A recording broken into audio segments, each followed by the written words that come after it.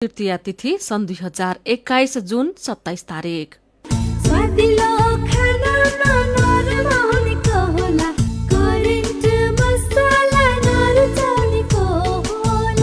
काया कैरनको साथमा करेन्ट मसला र करेन्ट चिया, स्वादको झट्का। काया कैरन सुरु गरौं मुख्य खबरका शीर्षकहरूबाट। अहिलेकै गतिमा लक्षित वर्गलाई खोप लगाउन 12 वर्ष लाग्ने, कोरोनाकै बीचमा रोपाईँको चहल पहल, थोरै खेताला र भौतिक दूरी कायम गरेर रोपाईँ गर्न डाक्टरको सुझाव। थोरै मान्छे जम्मा गरेर धान रोप्ने, किनभने यदि 6 हातको दूरीमा बसाएर रोप्दाखेरि त्यो सर्ने चान्स एकदम कम हुन्छ। सीमावर्ती नेपाली भूभागमा बाढी र डुबानको समस्या समाधानको लागि अनुगमन नै हुन सकेन, संरचना बनाउनै नदिने गरी प्रशासन र सुरक्षा संयन्त्रको सक्रियता बढाउन आवश्यक। विद्यालयका पुस्तकमा लापरवाही, कतै मूल्य सूचीमा कालो पोतो, कतै अनुमति नपाएका पुस्तक पढाइँदै जथाभावी गर्ने पब्लिकेसनलाई कारबाही हुने। बेलायतमा फेरि कोरोना भाइरसको संक्रमण बढ्दै, महामारी नियन्त्रणको नियम पालना गर्न नसकेको भन्दै स्वास्थ्य मन्त्रीद्वारा राजीनामा। र युरोकप फुटबलमा इटाली र डेनमार्क क्वार्टर फाइनलमा, श्रीलङ्कासँगको तेस्रो 2020 क्रिकेट श्रृङ्खलामा इङ्ल्यान्डको क्लिन स्वीप। बाल श्रमको प्रयोग गर्नु अपराध हो। 14 वर्षभन्दा कम उमेरका बालबालिकालाई कुनै पनि श्रममा लगाउनु र 18 वर्षभन्दा कम उमेरका बालबालिकालाई जोखिमपूर्ण श्रममा लगाउन कानुनले निषेधित र दण्डनीय बनाएको छ। कसैले कानुन विपरीत बाल श्रम गराएको थाहा भएमा बालबालिका खोज तलास सेवा 104 तथा बाल हेल्पलाइन सेवा 1098 मा खबर गरौँ। नेपाल सरकार, महिला बालबालिका तथा ज्येष्ठ नागरिक मन्त्रालय, राष्ट्रिय बाल अधिकार परिषदद्वारा बाल हितमा जारी सन्देश।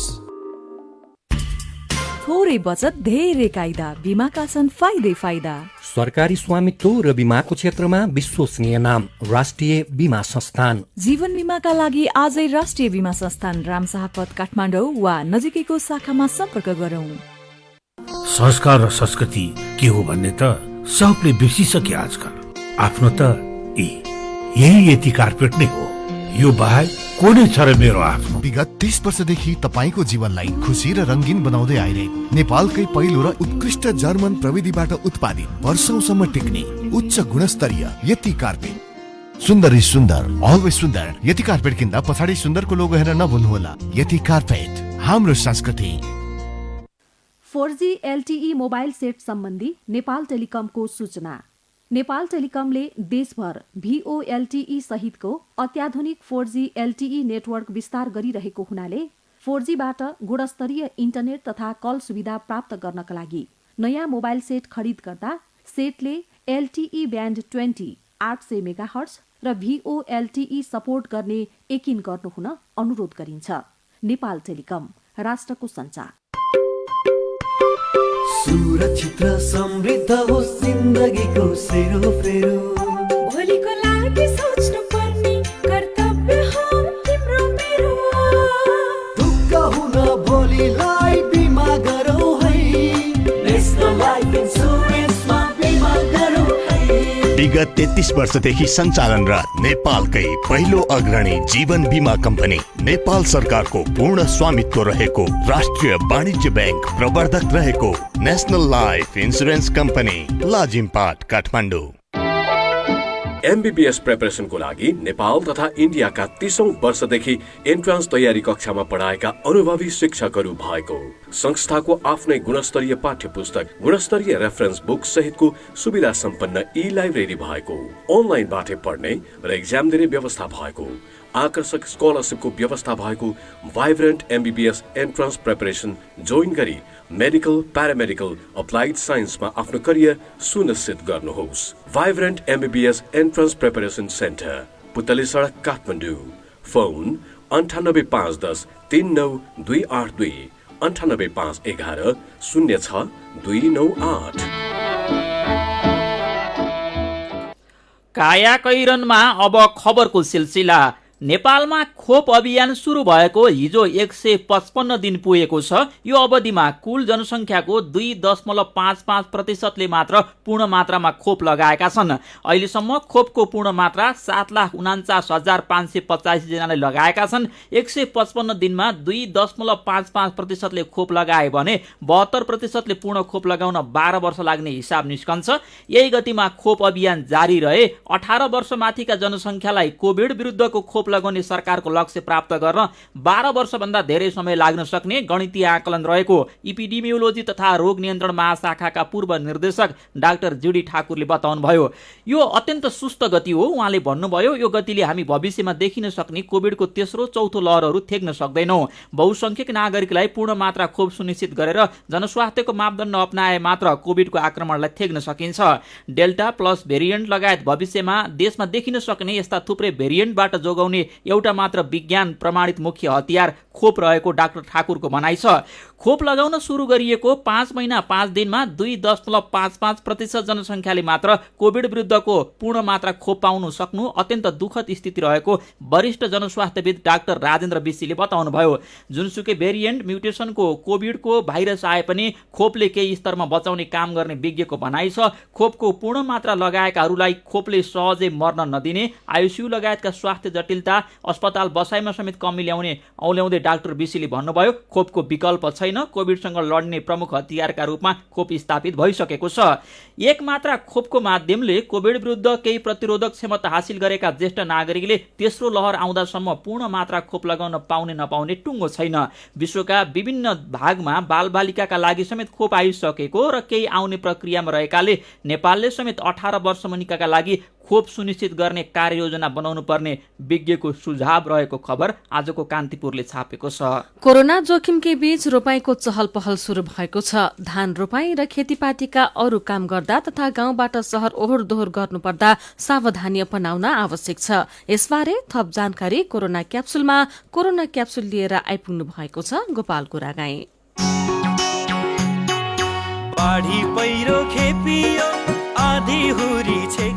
कोरोनाको यो 58औं क्याप्सुल हो। आजको क्याप्सुलमा 4वटा डोजहरू छन्। आजका डोजहरू खेतीपातीको बढ्दो चहल पहल बीच कोरोना संक्रमणबाट आफू जोगिने र अरूलाई जोगाउने जानकारी दिन तयार पारिएका छन्। कोरोना क्याप्सुलका आजका डोजहरू दिँदै हुनुहुन्छ सिराहा जिल्लाको कोभिड अस्पतालका प्रमुख डाक्टर नागेन्द्र प्रसाद यादव। यो पालि मनसुन शुरू हुन साथ लगातार पानी परिरहेको छ। ठाउँ ठाउँमा बाढ़ी पहिरोले दुःख दिए पनि लगातारको वर्षाले धान रोपाईँको काम सजिलो पारेको छ। कतै धानको बिउ राखिँदैछ भने कतै धमाधम रोपाईँ हुँदैछ। धान रोपाईँ धेरैजनाले सामूहिक रूपले गर्ने काम भएकाले काम गर्ने किसानमा पनि कोरोना संक्रमण हुने खतरा छ। त्यसैले कोरोना क्याप्सुलको पहिलो डोजमा सुनौ सुरक्षित तरिकाले धान रोप्ने विधि। धान रोप्नको लागि सबभन्दा पहिला बिउ उखेल्नुपर्छ। बिउ उखेल्ने बेलामा एकै लाइनमा खडा भएर बिउ नउख्लेर कम्तीमा 6 हातको दूरीमा बसेर बिउ उखाल्दाखेरि कोरोनाबाट बच्न सकिन्छ। अथवा खेतको चारै कुनाबाट बिउ उखेल्नुपर्छ, जसले गर्दाखेरि एकअर्काको सम्पर्कमा हुँदैन र कोरोनाबाट बच्न सक्छ। दोस्रो कुरा के छ, धान रोप्ने बेलामा पनि त्यही कम्तीमा 6 हातको डिस्टेन्समा धान रोप्ने मान्छेहरू खडा भएर धान रोप्यो भने एकअर्काबाट कोरोना सर्नबाट बच्न सकिन्छ। तेस्रो कुरा, यदि धान रोपिसकेपछि अब आराम गर्नु छ भने टाढा टाढा बसेर आराम गर्नुहोस्। खानेकुरा केही खानु छ भने साबुन पानीले कम्तीमा 20 सेकेन्ड जति हात धुएर खाने गर्नुहोस्। यी सबै काम गर्ने बेलामा, बिउ खेल्ने बेलामा, रोप्ने बेलामा मास्क लगाएर काम गर्नुहोस्। यो 3वटा कुरा अपनाउनु भयो भने कोरोनाबाट हामी बच्न सक्छौं। यो बाहेक अरू कुनै उपाय छैन। खेत धेरै होस् वा थोरै, रमाई रमाई एकै दिन धान रोप्ने चलन पुरानो हो। एक ठाउँको खेतमा रोपाईँको काम एकै दिन सक्न अर्मपर्म गर्ने र खेताला लगाउने चलन पनि आजको होइन, बरु यो खेतीपाती संस्कृतिको असल अभ्यास हो। तर यो अभ्यास गर्दा अहिले कोरोना संक्रमण हुने खतरा छ। सुनौ कोरोना क्याप्सुलको दोस्रो डोज। थोरै थोरै मान्छे जम्मा गरेर धान रोप्ने, किनभने यदि 6 हातको दूरीमा बसाएर रोप्दाखेरि त्यो सर्ने चान्स एकदम कम हुन्छ। त्यसैले अब कति जग्गा छ, खेत रोप्ने मान्छे चाहिन्छ त्यो अनुसार राख्दाखेरि राम्रो, अर्थात् कम मान्छे राखेर काम गर्दाखेरि बच्न सकिन्छ। निषेधाज्ञा खुकुलो हुँदै गएपछि खेतीपातीको कामले होस् या किनमेल गर्न शहर र गाउँ बीच आउजाउ पनि बढेको छ, तर निषेधाज्ञा खुकुलो भए पनि संक्रमणको जोखिम घटेको छैन। यस्तो बेला आफू कसरी सुरक्षित हुने त? सुनौ कोरोना क्याप्सुलको तेस्रो डोज। अब गाउँबाट शहर जानु पर्यो भने खास गरेर एक्लै जाँदा राम्रो हुन्छ, अथवा मोटरसाइकल भयो अथवा साइकल भयो त्यसमा एक्लै जाँदा राम्रो हुन्छ। जाँदाखेरि मास्क अनिवार्य रूपमा लगाउनुहोस्, कम्तीमा 2टा मास्क लगाउनुहोस्। त्यसपछि यदि आफ्नो गाडी छैन, गाडीमा पनि एउटै सिटमा 2 जना 3 जना त्यसरी बसेर जानु हुँदैन। अगाडिको सिटमा 1 जना, पछाडिको सिटमा 1 जना त्यसरी बसेर गयो, मास्क एकदम अनिवार्य छ। र त्यसपछि गाडीमा चढ्दाखेरि अब ओर्लिँदाखेरि सेनिटाइजर छ भने त्यसले हात सफा गर्नुपर्छ, यदि छैन भने साबुन पानीले हात सफा गर्नुपर्छ। फेरि बजारमा गइसकेपछि धेरै भिड भएको पसलमा गएर सामान नकिन्नुहोस्। यदि त्यही किन्नु पर्यो भने एकजनाले किनेर गइसकेपछि मात्रै त्यहाँ जानुहोस्, डिस्टेन्स मेन्टेन गर्नुहोस्। बाढी पहिरो होस् वा कोरोनाको संक्रमण, हरेक खालका विपदमा नागरिकलाई जोगाउने र जगाउने काम पालिकाहरूले गर्दै आएका छन्। खेतीपातीको कामलाई पनि पालिकाका प्रतिनिधिहरूले सहज र सुरक्षित पार्न सक्छन्। कसरी त? सुनौ कोरोना क्याप्सुलको चौथो तथा अन्तिम डोज। जनप्रतिनिधिले गएर एउटा ग्रुप क्रिएट गरेर त्यो ग्रुपहरूले घर घरमा गएर त्यो सम्बन्धी शिक्षा दियो भने उनीहरूले खेती गर्ने बेलामा सावधानी अपनाउँछ। र यदि जहाँ मास्क एभाइलेबल हुन सक्दैन, किन्न सक्दैन, त्यस्तो अवस्थामा मास्क र साबुन उपलब्ध गराइदियो भने सायद उनीहरूले त्यो अनुसार काम गरेर कोरोना संक्रमणबाट बच्न सक्छ र अरूलाई पनि बचाउँछ जस्तो मलाई लाग्छ। खेतीपाती, गाउँ शहर बीचको आउजाउ र धान रोपाईँलाई सहज र सुरक्षित पार्ने सल्लाहका डोजहरूका लागि जिल्ला अस्पताल सिराहाका डाक्टर नागेन्द्र प्रसाद यादवलाई धन्यवाद र कोरोना क्याप्सुल सुन्नुभएकोमा तपाईलाई पनि धन्यवाद। लौ त कोरोनाको अर्को क्याप्सुलमा फेरि भेटौँला। काया कैरनमा खबरको सिलसिला बाँकी नै छ, सुन्दै गर्नुहोला। तपाईको कोही आफन्त विदेशमा काम गर्न जानु भएको छ वा विदेशबाट काम गरेर भर्खरै फर्कनु भएको छ? वैदेशिक रोजगार सम्बन्धी तपाईलाई सोध्न बुझ्न मन लागेको केही प्रश्न पो छन् कि? अहिलेको अप्ठ्यारो परिस्थितिमा पनि आप्रवासी स्रोत केन्द्रहरू तपाईको प्रश्नको उत्तर र समाधानको उपाय खोज्न खटिरहनु भएको छ है। तपाईको जिल्लाको जिल्ला प्रशासन कार्यालय हाताभित्र रहेको आप्रवासी स्रोत केन्द्रको फोन नम्बर, सुरक्षित आप्रवासन परियोजनाको Facebook page safer migration project phase 3 मा गएर हेर्नुहोस् र प्रश्न सोधिहाल्नुहोस्। प्रश्न फेसबुक पेजमा पनि सोध्न सक्नुहुन्छ। आप्रवासी स्रोत केन्द्र मात्र होइन, नेपाल सरकार श्रम, रोजगार तथा सामाजिक सुरक्षा मन्त्रालयको कल सेन्टरको पैसा नलाग्ने नम्बर 1141 अथवा 1660 01 50005 मा फोन गरेर पनि प्रश्न सोध्न सक्नुहुन्छ।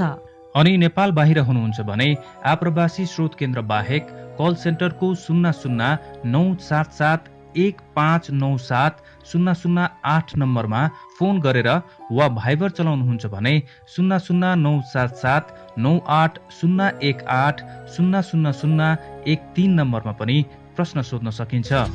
तपाई प्रश्न गर्नुहोस्, हामी तपाईका प्रश्नको उत्तर र समाधानका उपाय खोजेर तपाईलाई सहयोग र समन्वय गर्ने कोसिस गर्नेछौँ र आवश्यक परेको खण्डमा कानुनी सहयोग तथा मनोसामाजिक परामर्श सेवासँग पनि जोड्नेछौँ। नेपाल सरकार र स्विस सरकारको द्विपक्षीय सम्झौता अनुसार हेल्वेटास नेपालको प्राविधिक सहयोगमा सञ्चालित सुरक्षित आप्रवासन परियोजना सामी।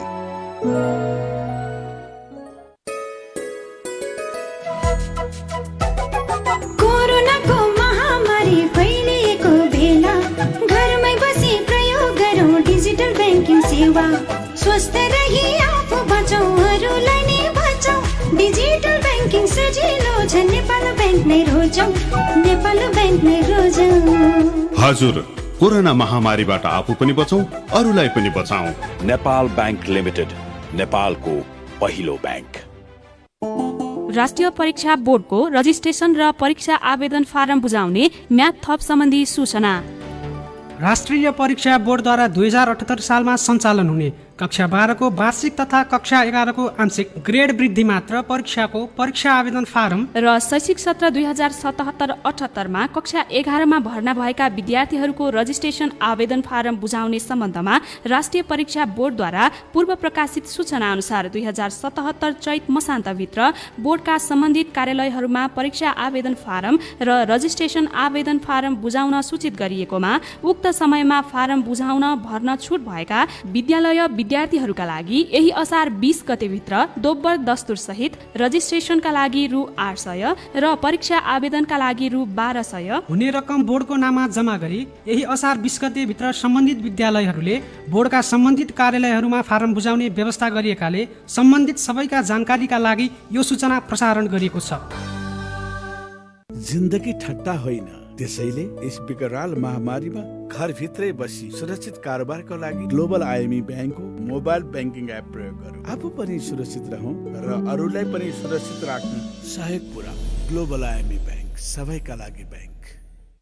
पीपीआर रोग बारे सूचना। पीपीआर रोग भेडा बाख्रामा लाग्ने संक्रामक रोग हो। यो रोगले अत्याधिक भेडा बाख्राको मृत्यु हुन जान्छ। यो रोग लागेमा भेडा बाख्राहरूमा यस्ता लक्षणहरू देखा पर्दछन्: ज्वरो आउने, खोकी लाग्ने, नाकबाट सिगान बग्ने, आँखामा चिप्रा टाँसिने, पखाला लाग्ने। पीपीआर रोगबाट भेडा बाख्रालाई बचाउन कृषकहरूलाई निम्न उपायहरू अवलम्बन गर्न अनुरोध गरिन्छ। आफूले पालेका भेडा बाख्रासँग खरिद भएका वा बाहिरबाट ल्याइएका भेडा बाख्रालाई कम्तीमा 10 दिनसम्म बथानमा नमिसाई अलग्गै राखौं। भेडा बाख्रालाई पीपीआर रोग विरुद्धको खोप लगाऊ। भेडा बाख्रामा पीपीआर रोगको लक्षण देखिएमा नजिकको स्थानीय तहको पशु सेवा शाखा वा जिल्ला स्थित भेटेरिनरी अस्पताल तथा पशु सेवा विज्ञ केन्द्रमा सम्पर्क राखौं। नेपाल सरकार कृषि तथा पशुपन्छी विकास मन्त्रालय, पशु सेवा विभाग, हरियर भवन, ललितपुर।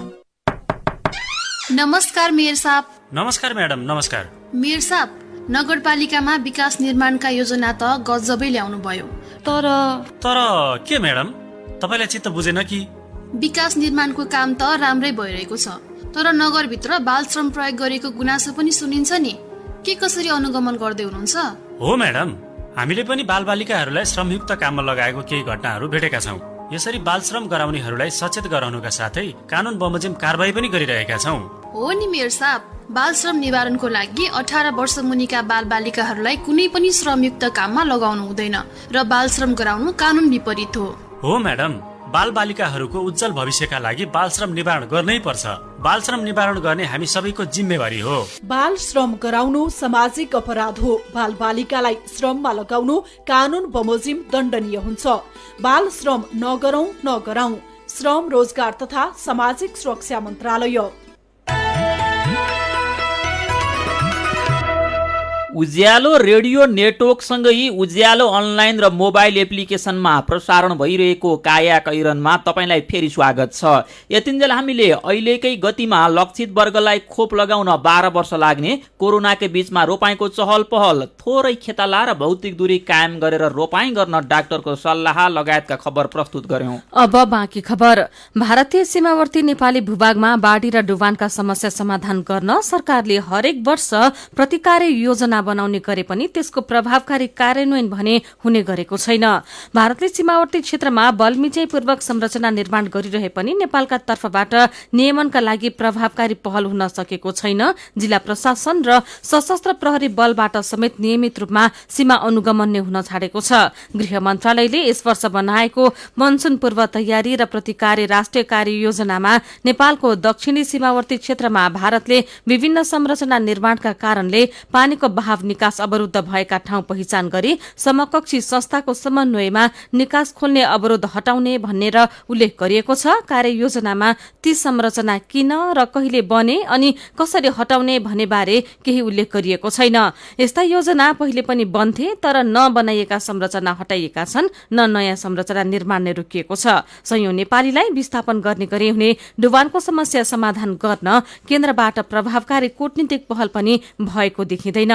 जिल्ला प्रशासन कार्यालयहरूले भने भारतीय बल मिचेबाट सृजित प्रकोप व्यवस्थापनका लागि छुट्टै प्रतिकार योजना लागू गर्नुपर्ने सुझाव दिएका छन्। पछिल्लो पटक झापा, सप्तरी, रौतहट, नवलपरासी, रूपन्देही, कपिलवस्तु, बाँके, बर्दिया, कञ्चनपुर लगायतका जिल्लासँग जोडिएको सीमावर्ती क्षेत्रमा भारतले अनधिकृत संरचना निर्माण र मर्मत गरेको छ। यी संरचनाका कारण बर्खायाममा तराई मधेसका थप सीमावर्ती नेपाली डुबान र बाढ़ीको चपेटामा पर्ने निश्चित भएको छ। गृह मन्त्रालयमा लामो समय बिताएका पूर्व सहसचिव एकमणि नेपाल प्रमुख जिल्ला अधिकारीहरूबाट सीमा नियमन, अनुगमन र अनधिकृत संरचना बन्न नदिन निर्वाह गर्नुपर्ने चलाकीपूर्ण जिम्मेवारी बोध कमजोर हुँदै जाँदा भारतीय पक्षले फाइदा लिने गरेको बताउनुहुन्छ। यो खबर आजको कान्तिपुर दैनिकले छापेको छ। नयाँ शैक्षिक सत्र सुरु भएसँगै केही पुस्तक प्रकाशन गृह र निजी विद्यालयको मिलेमतोमा मनलाग्दी पुस्तक बिक्री वितरण भएको पाइएको छ। कतै पुस्तकमा कालो पोतेर मूल्य बढाएको भेटिएको छ भने केही विद्यालयले स्वीकृति नै नपाएका पुस्तक पठन पाठन गराउने गरेका छन्।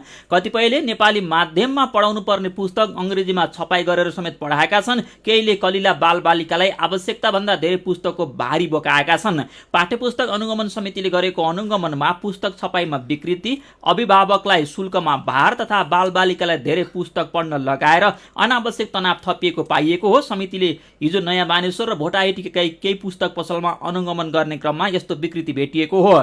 पाठ्यक्रम विकास केन्द्रका महानिर्देशक अणप्रसाद नेउपानेले जथाभावी गर्ने पब्लिकेसन विरुद्ध थप एक्सन लिएर कारबाही गर्ने बताउनु भएको खबर नयाँ पत्रिका दैनिकले छापेको छ।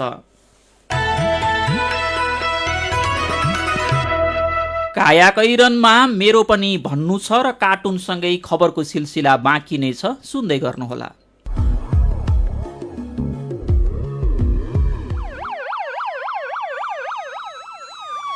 पुलिस, दमकल, एम्बुलेन्सको फोन नम्बर जुनसुकै समयमा पनि चाहिन सक्छ।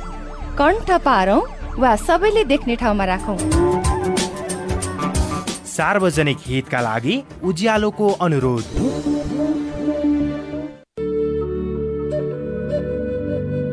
क्वालिटी र स्वादमा कुनै सम्झौता नगरी तपाईहरूको अर्डर अनुसारको फूड, ड्रिंक्स तथा बेकरीका आइटमहरू 24 घण्टा जुनसुकै समयमा काठमाडौँ उपत्यका भित्र हजुरहरूले चाहेको स्थानमा डेलिभरी गर्न हामी तयार बसेका छौँ। लाटो कोसेरो, जो रातभर नसुती तपाईहरूको सेवामा हाजिर छ। www.latokosero.com। फोन 98 473 79 890 98 010 79 890। रमाइलो गर्नुहोस् आफ्नै घरमा लाटो कोसेरोको भरमा। मिठो मिठो खानाले कसको मन नाच्ला, स्वादिलो खानामा नरम हुनेको होला, करेन्ट मसला नभरेको, करेन्ट मसला नरुचाउनेको होला। Hygienic, tasty and fresh Trimurti industries private limited Rupandehi बुटवलद्वारा उत्पादित करेन्ट चिकन मसला, सब्जी मसला, चाउमिन मसला, मोमो मसला, चाट मसला, गरम मसला र अन्य विभिन्न मसलाहरू। करेन्ट मसला, स्वादको झट्का। मेरा छोराछोरीको सपना अन्तर्राष्ट्रिय स्तरको उच्च शिक्षा। म पनि यस्तै चाहन्छु। मलाई विश्वास छ हाम्रो सपना र चाहनालाई पूरा गर्छ नेपाल जापान सेवा सेन्टरले। हजुर, उच्च शिक्षाको लागि जापानको जुनसुकै सिटीमा अध्ययन गर्न र जापानिज भाषा सिक्नको लागि हामी तपाईको साथमा छौं। सम्पर्क नेपाल जापान सेवा centre, Nagpokhari, Kathmandu. Phone number 44 28 242 44 28 242। Come once, you will certainly be benefited. सीधा कुरा, प्रष्ट विचार, काठमाडौँमा 90 मेगाहर्ज उज्यालो रेडियो नेटवर्क मार्फत देशभरिका विभिन्न एफएम स्टेशन तथा उज्यालो अनलाइन र मोबाइल एप्लिकेशनमा प्रसारण भइरहेको काया कैरनमा तपाईलाई फेरि स्वागत छ। अब बाँकी खबर। आगामी हप्ता माथिल्लो तामाकोसी जलविद्युत आयोजनाको पहिलो युनिटबाट परीक्षण उत्पादन शुरू हुने भएको छ। आयोजनाको सुरुङमा परीक्षण सकिएको छ। यो सँगै आयोजनाको अन्य प्राविधिक परीक्षण आजदेखि शुरू हुने आयोजनाका अध्यक्ष एवं नेपाल विद्युत विद्युत प्राधिकरणका कार्यकारी निर्देशक हितेन्द्र देव साक्यले बताउनुभयो। सुरुङ परीक्षण झण्डै सकियो। उहाँले भन्नुभयो आजदेखि अन्य प्राविधिक परीक्षण गरेर आउँदो हप्तादेखि परीक्षण उत्पादन शुरू हुनेछ। माथिल्लो तामाकोसीबाट उत्पादित विद्युतलाई न्यू खिम्ती सब स्टेशनबाट राष्ट्रिय प्रणालीमा जोडिने भएको छ। तामाकोसी कोरिडोरमा उत्पादित सबै विद्युतलाई यही सब स्टेशनबाट राष्ट्रिय प्रणालीमा जोड्ने प्राधिकरणको योजना छ। प्राधिकरणको प्रणाली सञ्चालन विभागले हिजो सूचना निकालेर माथिल्लो तामाकोसीलाई राष्ट्रिय विद्युत प्रणालीसँग जोड्ने क्रममा आजदेखि एक हप्ता खिम्ती लामोसाङ्गु 132 केबी प्रसारण लाइन बन्द हुने बताएको छ। यो प्रसारण लाइन बन्द हुँदा प्रणालीमा विद्युत अपुग हुने भन्दै औद्योगिक ग्राहकहरूको लागि केही समय विद्युत कटौती हुन सक्ने जनाइएको छ। निर्माण शुरू भएको झण्डै एक दशकपछि राष्ट्रिय गौरवको यो आयोजना परीक्षण उत्पादनको नजिक पुगेको हो। यसैबीच बजेट मार्फत आगामी आर्थिक वर्षमा 1600 मेगावाट विद्युत राष्ट्रिय प्रणालीमा जोड्ने घोषणा गरेको सरकारले प्रसारण लाइन निर्माणमा देखिएका समस्या समाधानका लागि कार्यदल गठन गर्ने निर्णय गरेको छ। मेरो पनि भन्नु छ। राजनीतिक नेतृत्वबाट व्यक्त भइरहेका अभिव्यक्तिप्रति लक्षित गर्दै महेश किराती सामाजिक सञ्जाल फेसबुकमा लेख्नुहुन्छ, सत्तामा बस्दा वा बाहिर बस्दा अहंकार होइन संस्कार सिकाऊ, जसले इतिहास जीवन्त रहन्छ। हिमाल आरोहणको लागि नेपाल आउने विभिन्न देशका विशिष्ट व्यक्तिप्रति विभिन्न व्यक्तिले शंका गरेका भन्दै पर्यटन विभागकी निर्देशक समेत रहेकी मीरा आचार्य ट्विटरमा लेख्नुहुन्छ, जो आरोहणका लागि आउँछन् र पर्वतारोहण कानून अनुसार आरोहण गरेर देश फर्कन्छन्, उनीहरूकै कारण नेपालको सुरक्षा व्यवस्थामा चुनौती आउँछ भन्ने कुरा सुनियो, तर मैले पटक्कै यो कुरा बुझिन। काठमाडौँमा जातीय भेदभाव गरेको भन्दै एक घरबेटी पक्राउ परेपछि सामाजिक सञ्जालमा सुरु भएको बहसप्रति इङ्गित गर्दै विमल आचार्यले ट्विटरमा लेख्नु भएको छ, जातीय घमण्ड साह्रै चर्को भयो। विभेद नगरौं भन्नेलाई सामाजिक सञ्जालमा अश्लील आक्रमण नगरौं। दुईवटा अक्षरको जात बुझ्न कति जुनी चाहिने हो, अति भो। अनि नेपालमा बढेको बाढी पहिरोको जोखिमका बारेमा भक्तकुमार योन्जन लेख्नुहुन्छ, धेरै कारण मानवीय छ। अहिले बस्ती बस्तीमा सडक खन्ने प्रतिस्पर्धा चलेको छ, त्यो पनि डोजर लगाएर पहरा थर्काउँदै। काम देखाउन वा कमिसन लिन जनप्रतिनिधिहरू पनि सजिलो उपाय डाँडा भत्काउनुलाई नै देख्छन्। यो श्रृङ्खला नरोके केही वर्षमा समस्या झनै गम्भीर बन्न सक्छ। विचारका लागि तपाईलाई धन्यवाद। मेरो पनि भन्नु छ। मेरो पनि भन्नु छ प्रस्तुत गर्दै हुनुहुन्थ्यो साथी अर्जुन पोखरेल। अब विदेशको खबर। बेलायतमा फेरि कोरोना भाइरसको संक्रमण बढ्न थालेको छ, जो गएको 24 घण्टामा 18,270 जनामा संक्रमण पाइएको छ। यो गएको फेब्रुअरी 5 पछिकै दैनिक भेटिने संक्रमितको संख्या भन्दा सबैभन्दा धेरै हो। कोरोनाका कारण गएको 24 घण्टामा थप 24 जनाको बेलायतमा ज्यान गएको छ। संक्रमणको संख्या बढेसँगै बेलायतमा तेस्रो लहरको जोखिम बढेको छ। यसैबीच बेलायतका स्वास्थ्य मन्त्री म्याट ह्यानकर्कले पदबाट राजीनामा दिनुभएको छ। उहाँमाथि कोरोना महामारी भौतिक दूरी कायम नगरेको भन्ने आरोप लागेको थियो। उहाँले राजीनामा दिँदै कोरोना नियन्त्रणका लागि भइरहेको नियम नमानेकोमा माफी माग्नु भएको छ। अब खेल खबर। इटाली युरोकप फुटबलको क्वार्टर फाइनलमा प्रवेश गरेको छ। गए राति भएको खेलमा अस्ट्रियालाई अतिरिक्त समयमा 2-1 गोलले हराउँदै इटाली अन्तिम 8मा पुगेको हो।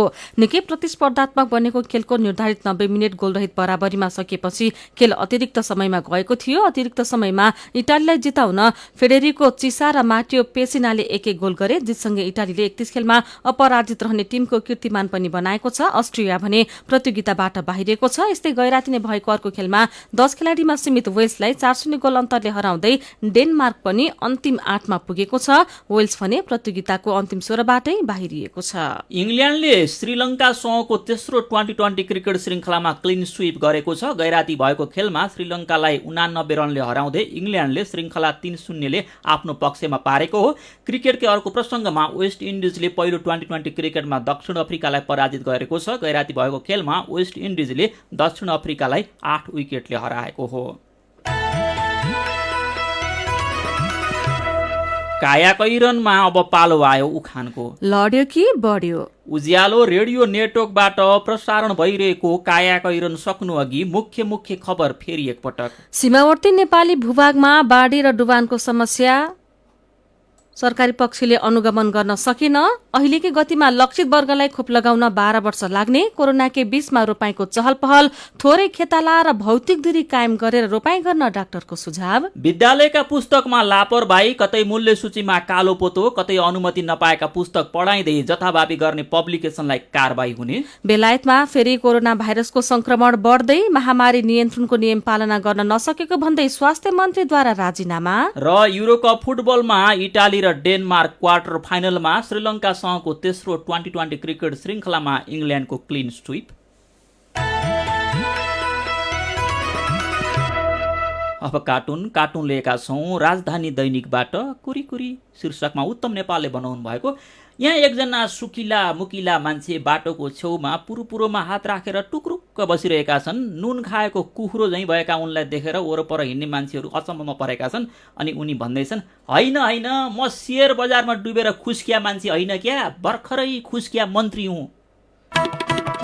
आजको काया कैरन सकिएको छ। काया कैरनबाट प्राविधिक साथी दिनेश निरौला र सरोज थापासँगै हामी पनि बिदा माग्छौँ। काया कैरन सुन्नु भएकोमा तपाईँलाई धन्यवाद। उज्यालो मोबाइल र अनलाइनमा प्रसारण भइरहेका रेडियो र अनलाइनका सामग्री भाइबरमा पनि उपलब्ध छन्। कोरोनाको संक्रमणबाट बच्न सकेसम्म घरभित्रै बसौँ। काम विशेषले घर बाहिर निस्कनु परेमा मास्क लगाउन नबिर्सौँ। नमस्कार।